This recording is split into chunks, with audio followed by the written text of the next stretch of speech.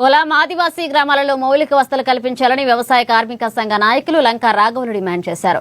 సోమవారం ఆదిలాబాద్ పట్టణంలోని కలెక్టరేట్ ఎదుట తెలంగాణ ఆదివాసీ గిరిజన సంఘ ఆధ్వర్యంలో గ్రామస్తులతో కలిసి ధర్నా చేపట్టారు. చిన్నుగూడ, జంగుగూడ గ్రామాల సమస్యలు వెంటనే పరిష్కరించాలని డిమాండ్ చేశారు. పోడు భూములకు పట్టాలు ఇవ్వాలని, ఉపాధి హామీ పథక పనులు ప్రారంభించాలన్నారు. సోలార్ మోటార్లు అందజేసి నీటి సౌకర్యం కల్పించాలని పేర్కొన్నారు. ప్రజలు ఎదుర్కొంటున్న, ముఖ్యంగా ఆదివాసులు ఎదుర్కొంటున్న సమస్యల మీద తెలంగాణ ఆదివాసీ గిరిజన సంఘం, తెలంగాణ వ్యవసాయ కార్మిక సంఘం ఆధ్వర్యాన సంయుక్తంగా గ్రామాన సర్వే చేశాం.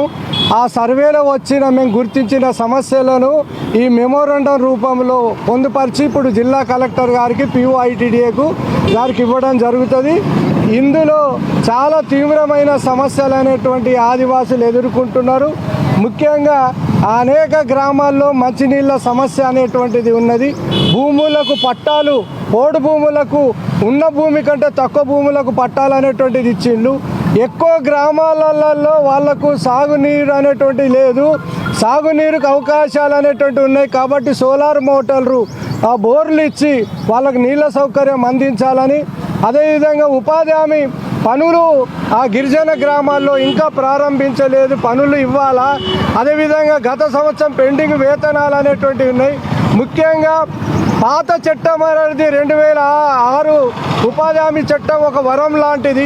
ఈరోజు కొత్తగా పథకం వచ్చింది. ఈ పథకాన్ని నష్టం చేసే కార్మికుల కూలీల వ్యతిరేకమైన చట్టాన్ని రద్దు చేయాలా ఈ పథకాన్ని అనేటువంటిది మేము కోరుతున్నాం.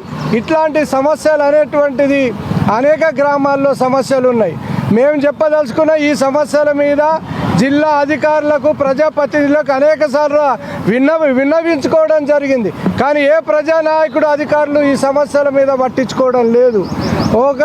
ఈరోజు ధర్నా రూపంలో వస్తున్న, రాబోయే కాలంలో పరిష్కరించకపోతే కలెక్టర్ దిగ్బంధనము, దీక్షలు లేదా పాదయాత్ర ద్వారా కూడా 30 కానీ 50 కిలోమీటర్ల పాదయాత్ర కన్నా సిద్ధమే కానీ తప్ప సమస్యలు పరిష్కారం అయ్యేదాకా ఈ పోరాటం కొనసాగుతుంది అని చెప్పి మేము చెప్పదలుచుకున్నాం.